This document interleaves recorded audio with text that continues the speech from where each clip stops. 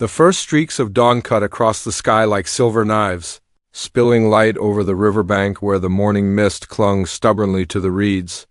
He stirred with a groan, the rough wooden floor beneath him unyielding, and blinked against the weak light. For a moment he thought he was alone, but then he realized the warmth beside him was not his own. A figure lay half-curled under the blanket he had slept on, her dark hair fanning across his arm. She was the chief's daughter, as striking and untamed as the land itself. Her eyes still closed in slumber. He froze, heart hammering in his chest. How had he ended up here? He could recall the fire from the night before, the music, the laughter echoing off the canyon walls, and the sudden commotion by the river's edge. But nothing had prepared him for waking in the shadow of the chief's household, with the chief's daughter breathing quietly beside him. 1,000 questions clamored in his mind, each one more dangerous than the last. Outside, the wind rustled through the tall pines, carrying the faint echo of hooves and the low murmur of voices. His stomach twisted as he remembered the words he had overheard near the trading post only hours ago. The wedding at dawn. All 321 warriors are waiting. The thought of so many eyes upon him made the blood drain from his face. He had not expected this. Not him. Certainly not with her. The chief's daughter shifted, stretching and opening her eyes. They were the color of storm clouds just before the rain, sharp and commanding, and yet softened by the faintest trace of hesitation. She regarded him with a tilt of her head, a question flickering in her gaze. He wanted to speak, to explain, but the words caught in his throat. Every instinct told him that whatever had happened last night, whatever led to this bed, would change the course of everything. He rose cautiously, careful not to wake her fully. His fingers brushed against the worn leather belt at his hip, the one he had carried across deserts and through forests, the one that had saved him more than once. This was no ordinary dawn. There was an unspoken tension in the air, as if the land itself was holding its breath.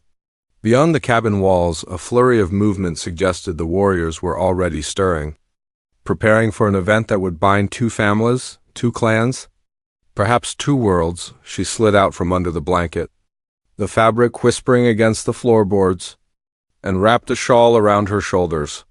"You should not be here," she said, her voice low, carrying both a warning and something softer, a hint of curiosity. Her gaze swept the room, lingering on the rough wooden beams, the scattering of supplies he had used in his hasty refuge. For a moment she looked like a stranger to herself, the daughter of a chief caught between duty and desire. I didn't mean to," he began, but the words faltered. He knew that any explanation now would seem feeble, a mockery of the forces already set in motion.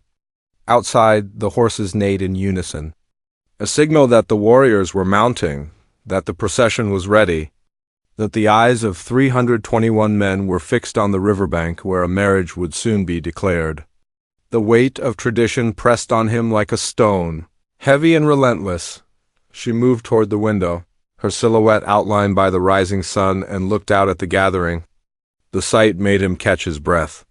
Each warrior stood tall, painted and adorned, the air thick with anticipation. Their faces were stern, carved by years of survival and ceremony, each one trained to follow the chief's command without question. And now their eyes would fall upon him. Would they see him as a threat? A mistake? Or something more unpredictable? "I have to face them," he said finally, his voice steadier than he felt. He glanced at her, searching for a hint of guidance, some sign that she would forgive the intrusion of the night, the accident of circumstance. She nodded once, her expression unreadable, and offered a hand. It was small, almost delicate, yet her grip was firm. Grounded in the strength that defined her family and her people, the room seemed to shrink around him, the walls pressing closer with every heartbeat. Outside, the low hum of drums began, distant at first, then swelling into a cadence that seemed to echo through his very bones. Each beat was a reminder that time was running short, that the moment of truth approached with the inevitability of the river's current. He swallowed hard, feeling the weight of expectation settle over him. He was a stranger in this world, yet in a few moments all eyes would be on him. "Remember," she whispered, her voice barely audible over the rising drumbeat, This is not just about us. This is about honor, about families, about the land we walk on. Do not falter." Her words were both a caution and a challenge. He nodded, unsure if he fully understood, but knowing that there was no turning back, he stepped toward the door, the wooden boards creaking beneath his boots. Each step brought him closer to the unknown, closer to the throng of warriors waiting for a ceremony that could bind him forever or break him completely. She followed, silent now, her presence a tether between him and the storm gathering outside. The morning sun caught the edges of her hair, haloing her in golden fire, and for a moment he thought the world had paused just to watch them. The wind carried the faint scent of cedar and river water, mingling with the sound of metal and leather from the warrior's armor. 321 men, each trained to obey, to defend, to enforce the will of the chief, were now lined in formation, waiting for the signal, waiting for the union that would unite their people. Waiting for him, he hesitated at the threshold, glancing back at the chief's daughter, whose eyes now burned with quiet intensity. The moment stretched, suspended between the life he had known and the destiny pressing upon him. Outside, the first rays of the sun touched the faces of the warriors, illuminating their readiness, their expectation, their watchfulness. And in that light, he realized that everything would change after this day, whether he survived it or not. The drumbeat grew louder, the air shimmering with the tension of countless eyes. He stepped forward, feeling the cool morning brush against his face, feeling the gaze of 321 warriors anchor him to a reality he had never imagined. The chief's daughter walked beside him, her hand brushing his as they approached the clearing where tradition and fate awaited, and then, just as the first warrior raised his spear, the world seemed to pause. The morning light caught on the edge of the forest, casting long shadows across the riverbank. He felt the weight of every expectation, every whispered warning, every secret glance of the night before. His heart pounded, his breath quickened. And for the first time, he understood that nothing, no plan, no skill, no cunning could prepare him for what lay ahead. In the quiet before the storm, as the warriors waited with bated breath, he stole one last glance at the chief's daughter. Her eyes held both challenge and trust, promise and danger, and he knew that the path forward would test every fiber of his being. And then, with the rising sun blazing like fire over the horizon, the moment came and everything hung in perfect, terrifying balance. The clearing stretched wide before him, a patchwork of sun and shadow where the warriors had gathered, each one standing like a living statue, painted with ochre and charcoal, their feathers and beads swaying lightly in the morning breeze. The sound of the drums rolled through the air, steady and unyielding, matching the beat of his own heart. He felt the weight of 1,000 eyes, some curious, some suspicious, all waiting to measure him, to decide if he belonged in this sacred moment. The chief's daughter, her name echoing in his mind like a whispered promise, Ayana moved with purpose at his side. She was no longer the quiet figure from the cabin. Now she carried herself like a leader, the daughter of a chief, someone whose presence demanded respect. He noticed the subtle way the warriors shifted as she walked past, their heads tilting ever so slightly in deference. He was still a stranger here, a foreign element in a world governed by centuries of tradition, and he could feel the tension thickening around them like fog. Ayana's hand brushed his briefly, a silent acknowledgement that he must hold his ground. He nodded, trying to summon the courage he had carried across deserts and through forests, the courage that had saved him more than once. Yet here, among these warriors, that courage felt fragile, like a candle flame flickering against a rising wind.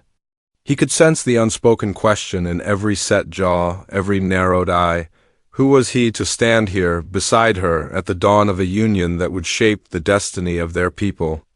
The first warrior stepped forward, a tall man with skin bronzed from sun and battle, his face painted in black and red stripes that made him seem more a spirit than flesh. His gaze swept over the newcomer, sharp and calculating. He did not speak at first, but the weight of his stare pressed down on him like a stone. The young man's name was Takota, the chief's right hand and protector. And in his presence the air itself seemed to grow heavier. Ayana raised her hand and the murmuring ceased. Her voice, calm and firm, carried across the clearing. "We are gathered for the joining of our families," she said.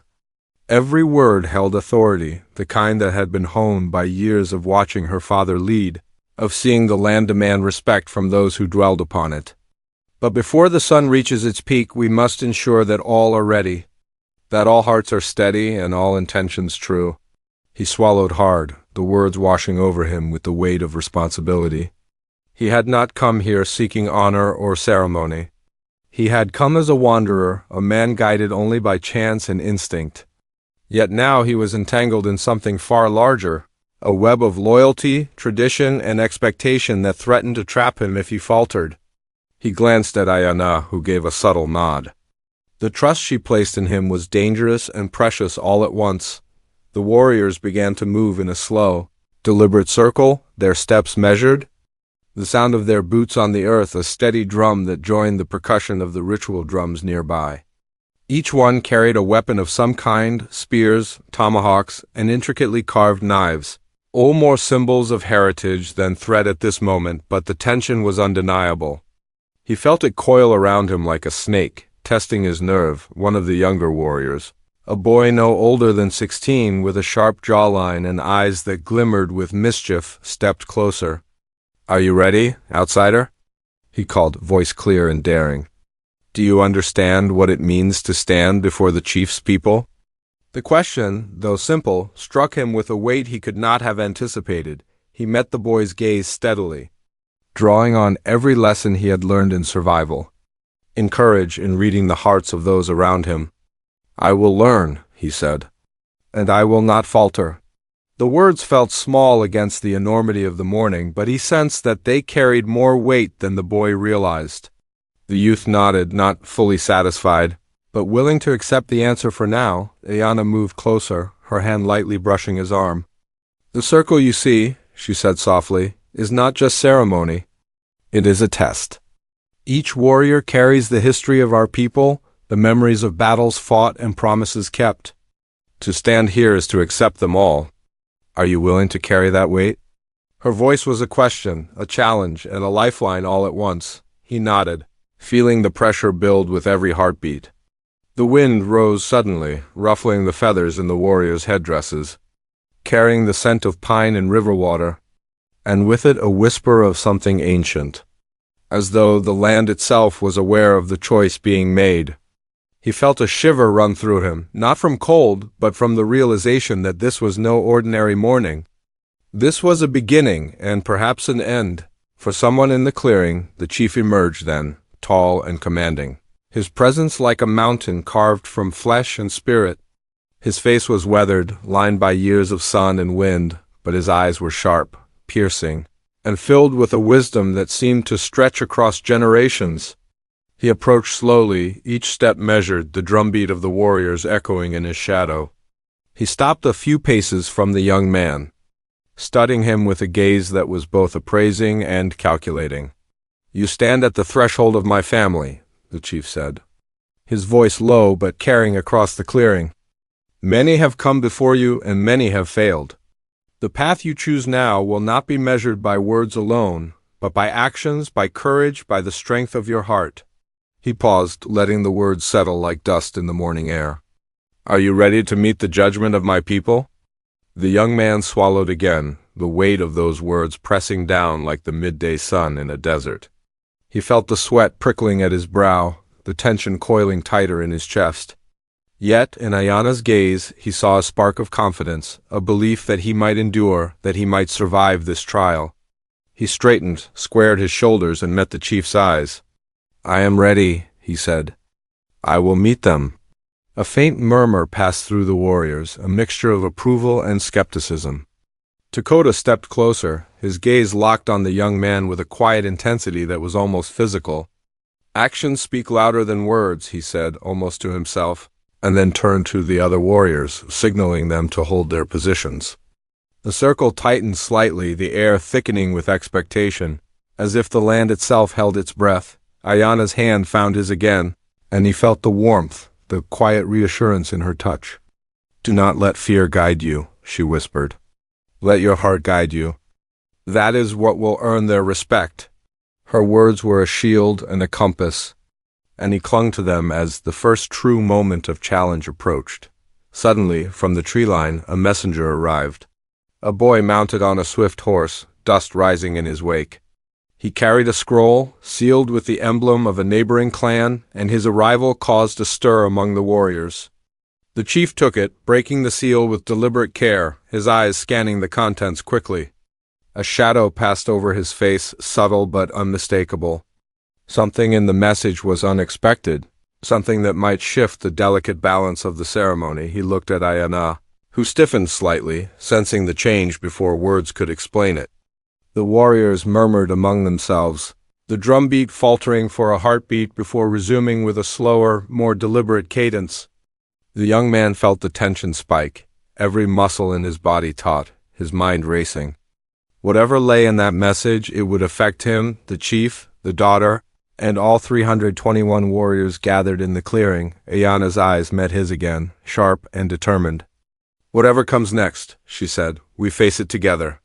Her voice was calm, but the hint of urgency beneath it set his nerves alight. He knew that this was more than a wedding now. This was a test of loyalty, courage, and the ability to endure forces he could not yet fully see. The chief raised his hand, signaling silence, and all movement ceased. The warriors froze in place, the rising sun catching on painted faces, feathers and steel, casting long, shifting shadows across the clearing. The moment stretched, fragile and electric, as everyone waited for the next word, the next signal, the next movement that would determine what came next. And in that suspended heartbeat of dawn, the young man realized that this day, this morning, would mark a turning point. Not just for him, but for the land, for the people, and for the bond he was about to forge with Ayana. Whatever came next, whatever challenge awaited, the stage was set, the players were in position, and the world seemed to tilt on the edge of a knife. The air in the clearing was thick with anticipation, almost tangible as the chief unfolded the scroll once more. The sun had climbed higher, spilling light across the assembled warriors and casting long shadows that seemed to stretch toward the river, pulling the morning into a tension-filled stillness. The young man Kalo stood beside Ayana, his jaw tight, eyes scanning the faces around him. He could feel their scrutiny pressing against him like an invisible weight, the kind that made every movement deliberate. Every breath measured. The chief's deep voice cut through the murmur of the warriors. This message comes from the neighboring clan, he said, his tone steady but carrying an edge Kalo could feel in his bones. It warns of a challenge to the Union, one that may test not only courage but loyalty and wisdom. The warriors shifted slightly, a ripple passing through the circle, as though the air itself had taken a step back. 321 men and women, each trained to hold their ground, now seemed to sense the unknown coiling around them like a storm. Kalo's eyes met Ayana's, and she gave a brief nod, her expression unreadable. There was no fear, only determination. She had been raised for days like this, for tests and trials that went beyond the ordinary. Kalo, on the other hand, had been thrust into this world overnight, and yet he felt a strange clarity settle over him. Whatever came next, he would face it. And she would not face it alone. From the tree line, a messenger emerged carrying a bundle of sticks bound with sinew. He knelt before the chief and laid the bundle carefully on the ground. The chief picked up one stick and examined it, then another, his face unreadable. Finally, he raised his eyes and addressed the circle. The challenge is simple in description, yet impossible in nature. The one who would join my family must prove strength, patience, and respect for all life in the circle of this land. It is a test that requires mind, body, and spirit. The warriors murmured, some nodding, some exchanging glances. Dakota stepped forward, his expression sharp, almost predatory, and whispered to a few of the warriors nearby. Kalo caught fragments. He's new, untested. But we will see. Kalo felt the weight of their evaluation settle on him. These were not empty words. They were a declaration, a measure of the fine line he would have to walk. One wrong move, one hesitation, and he could lose not just the trust of these people, But his place beside Ayana, perhaps even his life, Ayana's hand brushed against his arm again, grounding him. "Do not underestimate the simplest of tasks," she said, her voice low. "What appears harmless may hold the most danger. Watch, learn, and respect. Only then will you survive this morning." Her words carried more than caution. They carried history, lessons passed down from generations of her people. Kahlo nodded silently. Feeling both the honor and the burden of her guidance, the first trial was announced. He must select a branch from the bundle without causing any disturbance to the surrounding earth or flora. At first it seemed trivial, almost ceremonial. Yet, as Kahlo knelt, he noticed subtle traps or roots hidden beneath the soil, a thorn that seemed to shift if touched wrongly, and the way the shadows danced across the clearing, hinting at missteps that could carry consequences. The young warriors watched, their eyes sharp, as Kahlo bent over the sticks. Hand trembling slightly but steady enough to begin, he reached for one, feeling the tension in the air tighten around him. His fingers brushed against the rough bark and he paused, taking in the rhythm of the drums, the rise and fall of the river nearby, the silent observation of 321 warriors. Every second stretched, every heartbeat loud in his ears. Then, with a steady breath, he lifted the stick, careful to let it slide through the roots without disturbing the soil. The chief's gaze never wavered.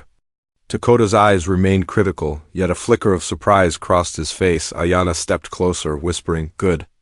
Now observe the reactions of those around you. This is only the beginning." Kahlo felt the weight of her words sink in. The challenge was more than physical. It was a dance, a test of intuition and awareness. He straightened, raising the branch as a gesture of success, yet the murmurs around him suggested not all were satisfied. Some warriors nodded with approval, others studied him with skepticism. Then came the next trial. From the tree line, a small animal, a fox, sleek and quick, was released. Kahlo was instructed to guide it through the circle without startling it or allowing it to touch the warriors. The animal's eyes gleamed, its movements unpredictable, yet Kahlo noticed patterns. Small cues from the way it sniffed the air, the tilt of its head. Ayana watched him silently, her hand brushing against her side as if steadying herself for what would unfold. He crouched low, speaking softly, guiding the fox with gentle motions. The warriors leaned forward slightly, their faces fixed, some frowning, some biting their lips. Takota's presence was constant, like a shadow, scrutinizing every decision Kahlo made. The fox darted once, nearly brushing a warrior's boot, and Kahlo froze, calming himself, letting the rhythm of his breathing sync with the animal's movements. Slowly, carefully, he guided it through the circle, and when it finally stopped at the center, the chief's eyes softened ever so slightly, but there was no relief. The murmurs rose again, and a new tension entered the air. One of the elder warriors, a woman named Nokomis, stepped forward. She spoke with authority, her voice carrying the weight of age and experience. "The trials test not only skill and courage," she said, "but the respect one holds for the unseen forces. Spirits of the land, of the river, of the wind, these must be acknowledged. The heart that cannot honor them will falter." Kahlo felt her words prick at him like needles. He had grown up among the open plains, but these were not lessons taught in any school or village he had known. These were tests of spirit, of connection, and the depth of his understanding was still unknown. Ayana's hand found his again, a small reassurance. "Listen carefully," she said. "It is not enough to act bravely. You must feel the land, the people, the unspoken rules that govern this place. Only then will the challenge reveal its true nature." Kahlo nodded, a chill of realization running down his spine.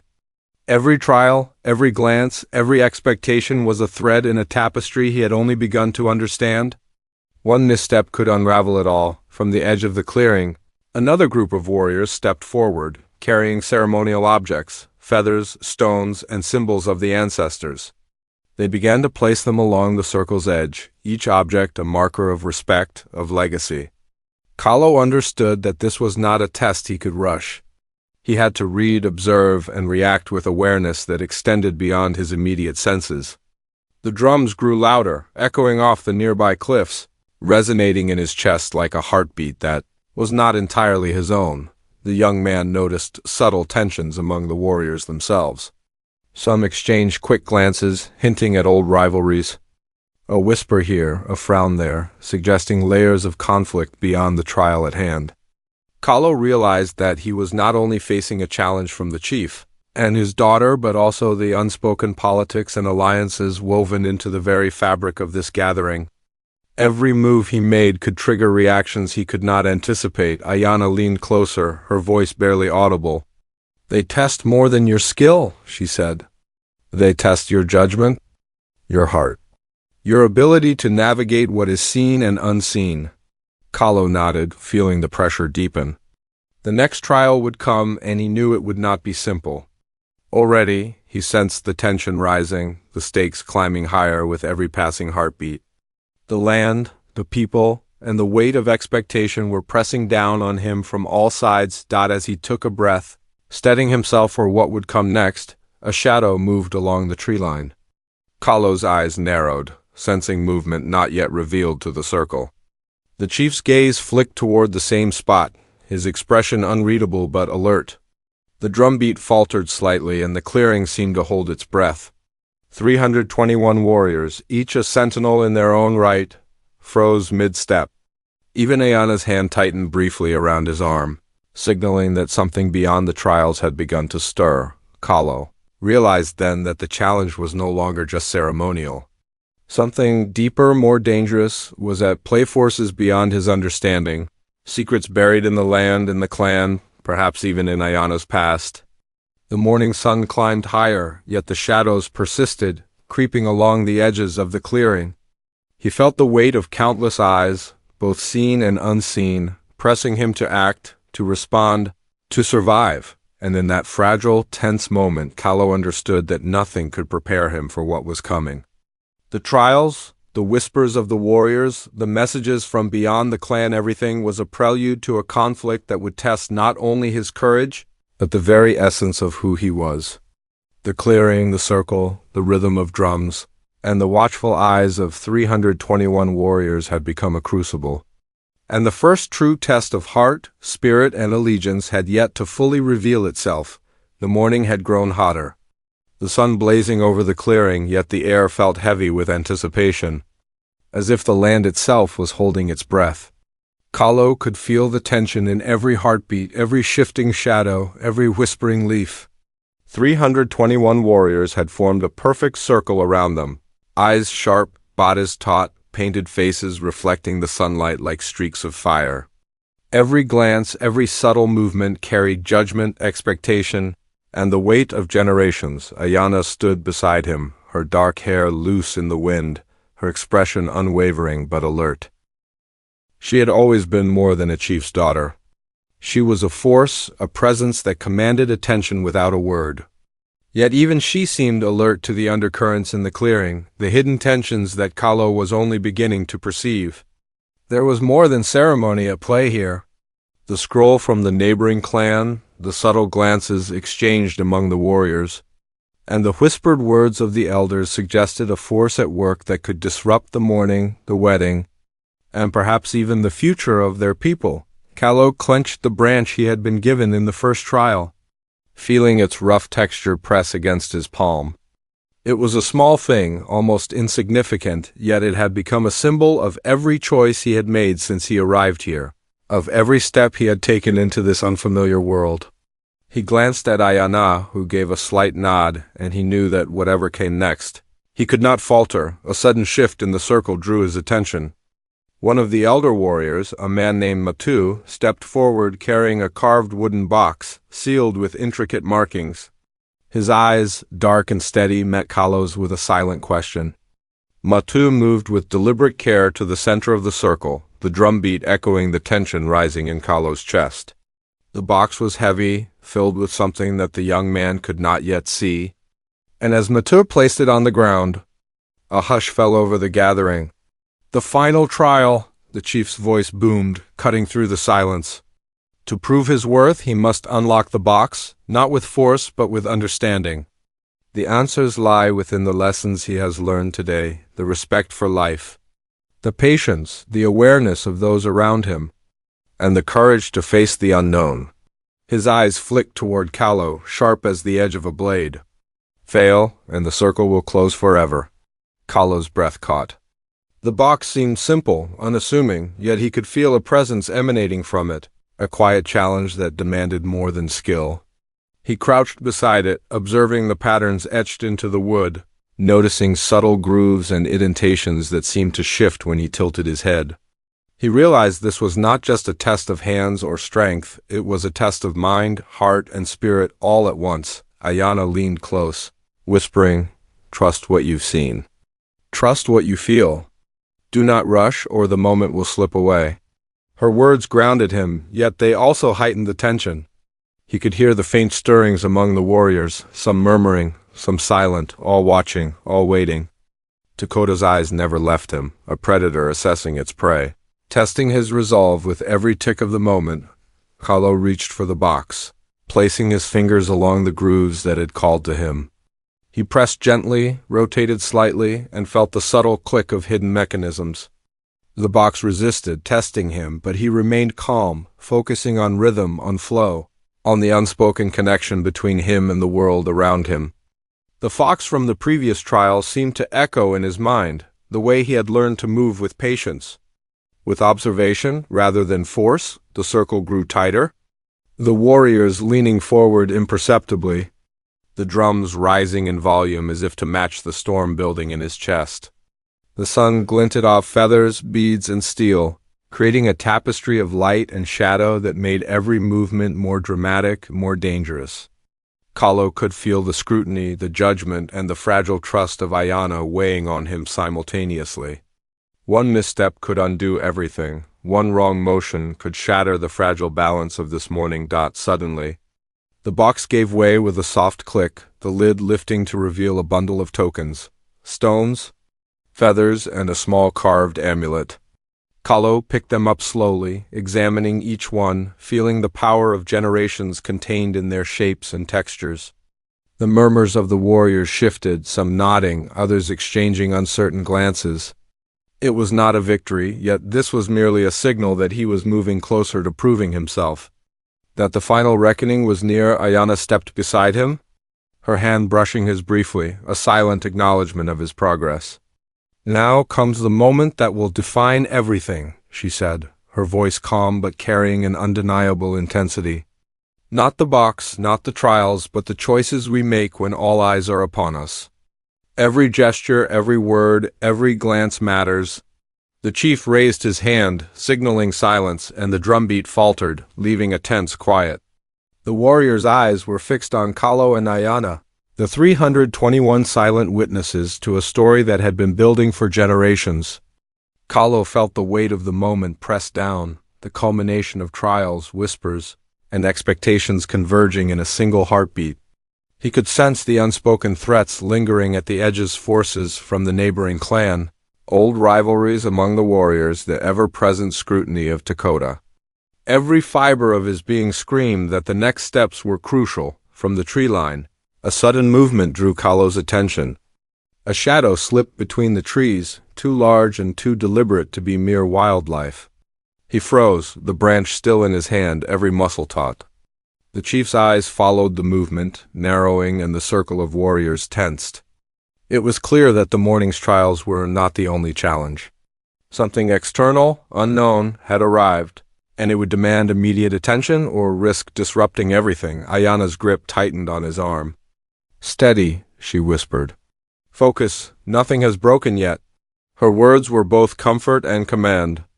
Kallo nodded, his mind racing through every lesson of the morning, the fox, the branch, the box, every subtle hint that patience and observation were as important as courage and strength. The shadow resolved into a figure, stepping into the clearing, a messenger from the neighboring clan, young but fierce, carrying a small bundle that he extended toward the chief. The chief's expression shifted, a mix of caution and recognition. He took the bundle, breaking the seal, and read the contents quickly. The whispering of the warriors grew louder, a murmur of speculation and concern spreading through the circle. Kallo's heart raced. The message was unexpected, its implications unclear. and the uncertainty sent ripples through the already tense morning. The chief's eyes flicked to Ayana, then back to Kalo. The unspoken understanding passed between them. They must act with clarity, with resolve, and with unity. Even in the face of an unknown threat, the elder warrior Nokomis stepped forward, her gaze sweeping the circle. "This morning tests more than skill and courage," she said. "It tests wisdom, judgment, and the ability to navigate forces beyond the immediate. Do not forget what you have learned. Honor the land, the people, and the unseen ties that bind us all." Her words sent a chill through the clearing. A reminder that the ultimate challenge was not simply physical, it was moral, spiritual, and strategic all at once. Kalo and Ayana stepped toward the center of the circle, side by side, carrying the weight of their people's expectations and the fragile trust they had earned. The drumbeat surged, the warriors tightening their formation, every face fixed in silent anticipation. The sun blazed overhead, catching the feathers and beads of the warriors, making the moment feel electric, fragile, and monumental all at once. The shadow in the tree line shifted again. A subtle sign that the unknown threat had not left, that it lingered, observing, waiting. Kalo felt a surge of adrenaline, every instinct sharpened, every sense alert. He realized that the climax of the morning, the ultimate test of courage, loyalty, and heart, was upon them. And yet, even as the tension reached its peak, he could feel the connection with Ayana, the grounding presence that reminded him that whatever came, they faced it together. Takota's gaze bore into him, unwavering and exacting, a challenge and a warning. The warriors murmured among themselves, the subtle energy of anticipation thickening in the air. The chief's hand hovered, ready to signal the next phase of the ceremony, to see whether Kalo could withstand the trials fully, or whether the circle would close against him. Every second stretched, every heartbeat loud, every shadow alive with potential danger. Kalo felt the culmination of the morning, the trials, the lessons, the expectations, and the threats pressing down in a single immense wave. He looked at Ayana, saw the trust and determination in her eyes, and drew a deep breath. The clearing, the circle, the warriors, and the land itself seemed to pulse with possibility. Every element aligned for the moment that would decide their fate, and in that tense, electric moment, the story teetered on the edge of resolution. The climax building, the suspense nearly unbearable. Kalo knew that what came next would test everything he had learned, everything he believed, and every ounce of courage he could muster. The world held its breath, the warriors held theirs, and the morning hung suspended, waiting for the choice that would shape all that followed. The clearing seemed to hold its breath as Kalo stood beside Ayana, feeling the pulse of the land, the rhythm of the warriors, and the silent weight of generations pressing upon them. The sun had climbed high, painting the circle with golden light that reflected off painted faces, feathers, and polished leather.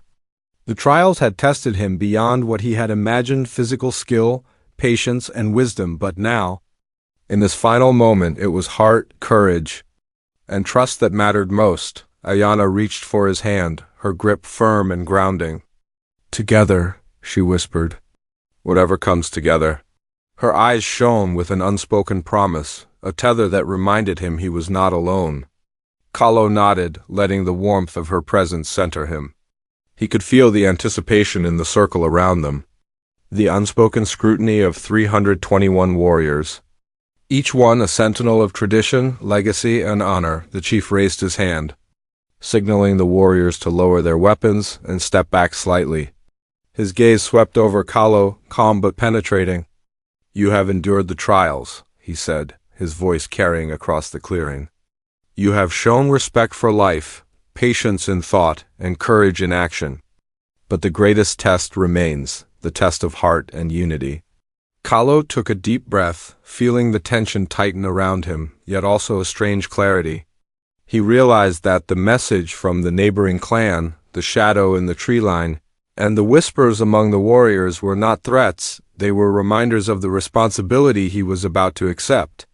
The trials had prepared him for this moment, but this choice would define everything. The elder warrior, Nokomis, stepped forward with a small bundle of herbs and ceremonial stones. She moved with the authority of age and experience, her eyes resting on Kalo with a mixture of challenge and encouragement. "The spirits of this land, the river and the wind have watched you," she said softly. "To honor them is to honor your own heart. To act with integrity is to earn the respect of all here." Kalo knelt briefly, feeling the earth beneath his hands, grounding himself. He remembered each lesson, the subtle patience with the fox, the careful respect for the branch, the thoughtfulness required to unlock the box. Now, it was not about physical skill or cleverness. It was about alignment with Ayana, with the people, and with the land itself. He rose slowly, holding the bundle from Nokomis, and turned to Ayana. Their eyes met, and in that moment words were unnecessary. He understood her courage, her resolve, and the depth of her trust. Together, they began to walk toward the center of the circle, each step deliberate, carrying intention, respect, and unity. The drumbeat that had punctuated every trial now became a steady, welcoming rhythm, echoing across the clearing like a heartbeat shared by all present. Taeko, ever watchful, stepped forward, his posture rigid but not hostile. His eyes held a flicker of surprise, an acknowledgement that Kalo had endured the challenges with a balance that few outsiders could achieve. "You have proven yourself in ways I did not expect," he said quietly, his voice carrying through the circle. The warriors murmured in agreement, some nodding subtly, others offering quiet gestures of respect. The chief finally spoke, his deep voice commanding attention. "Kalo," he said, "you have faced what was given to you. You have honored the trials, respected our people, and shown the courage necessary to stand here today. The spirits and the land have witnessed your choices. Today a bond is formed not just between hearts, but between families, between clans, and between all who walk this land." Ayana stepped closer to Kalo, her hands lightly brushing his as the chief motioned toward the ceremonial stones and herbs. She lifted one of the stones, holding it before him. "Take this as a symbol," she said.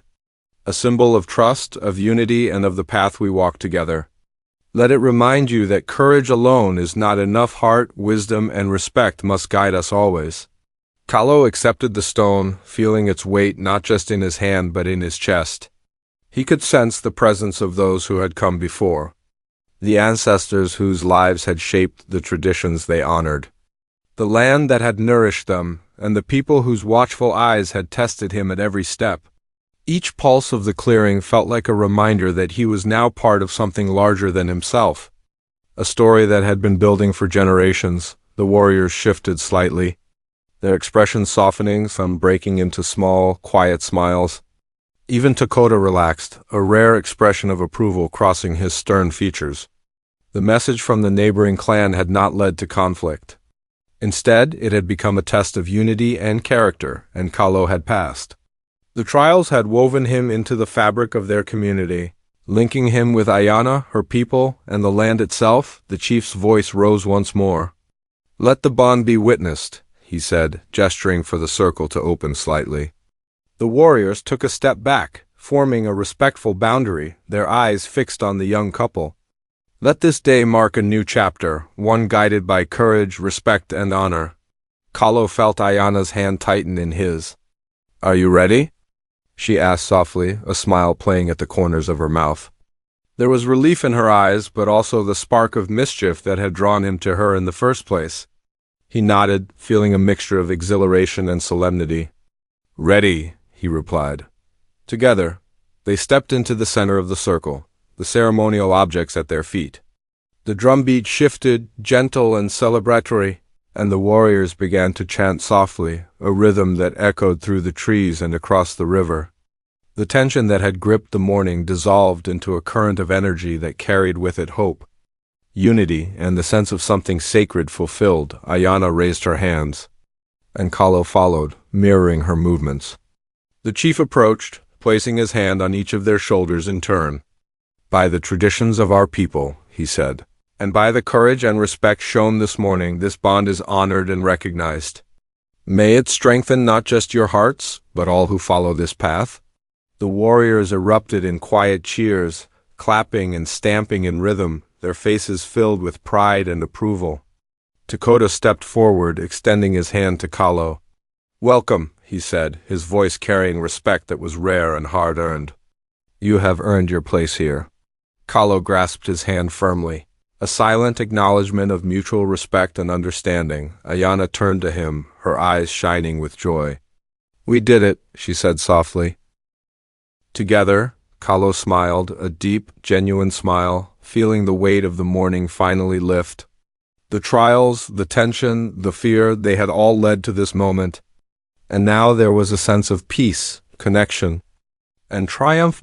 As the sun climbed higher, the river glinting beside the clearing, the couple walked hand in hand toward the edge of the circle, the warriors following in procession, celebrating not just a union, but the triumph of trust, courage, and shared heart. The air was filled with laughter, song, and the soft whisper of wind through the trees. In the quiet moments that followed, Kahlo looked around the clearing, taking in the faces of the warriors, the elders, and the land itself. He realized that the true lesson of the morning was more than courage or skill, it was connection. To honor those around you, to respect the land, and to trust in the bond of shared purpose was the key to navigating even the greatest challenges. Ayanna squeezed his hand, and he felt a warmth that went beyond the physical. It was the bond of unity, strengthened through trial, anchored in respect, and nurtured by trust. He understood that their journey was just beginning, but the morning had already taught them both what it meant to face life together. With courage, heart, and integrity. As the sun reached its zenith, casting golden light over the clearing, the couple stood at the center, surrounded by 321 warriors who now celebrated not only a union but a story of perseverance, understanding, and shared triumph. The air was filled with hope and possibility, the promise of new beginnings stretching out before them like the river flowing endlessly into the distance. And in that moment, Kahlo and Ayanna knew that they had not just survived the trials, they had forged a bond that could withstand any challenge, guided by respect, courage, and the unwavering strength of their hearts. The clearing, the circle, and the land itself seemed to hum with approval. The story of that morning destined to be remembered and retold for generations to come. The wedding had begun with uncertainty, danger, and suspense, but it ended with joy, unity, and a sense of fulfillment that touched every soul present. The warriors cheered, the drums echoed, and the river sparkled in the sunlight, a symbol of continuity, life, and the enduring power of connection. Kahlo looked at Ayanna, and she smiled, her eyes reflecting the triumph of a journey shared, the strength found in trust, and the promise of the future. Together they stepped forward, ready to embrace whatever came next, knowing that the lessons of that morning, the courage, the respect, and the bond would guide them always.